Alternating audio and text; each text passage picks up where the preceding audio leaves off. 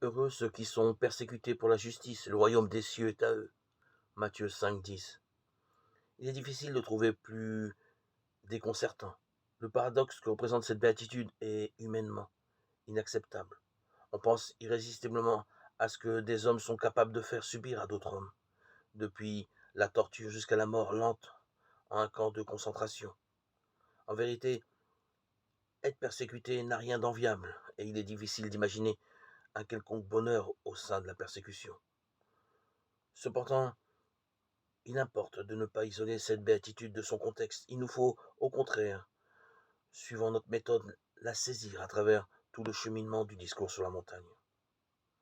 Le plus souvent, quand Jésus, dans les évangiles, parle de la croix pour ses disciples, il la situe au niveau de la persécution. Sans doute, cela n'exclut-il pas toutes les autres formes de croix. Heureux ceux qui pleurent, ils seront consolés. Matthieu 5, 5.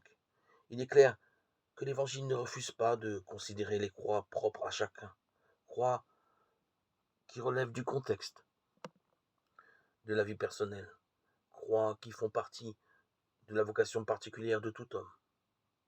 Elles ont leur valeur incontestable au plan du salut. Nous reviendrons sur ce point. Mais il est non moins clair que l'Évangile met l'accent sur la croix de la persécution, avec une insistance toute particulière. La béatitude des persécutés est amplifiée par celle qui la suit.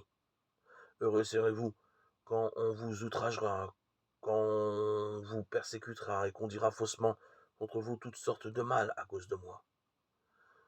Soyez dans la joie et l'allégresse, car votre récompense sera grande dans les cieux. C'est ainsi en effet qu'on a persécuté les prophètes qui vous ont précédés. Matthieu 5, 11, 12.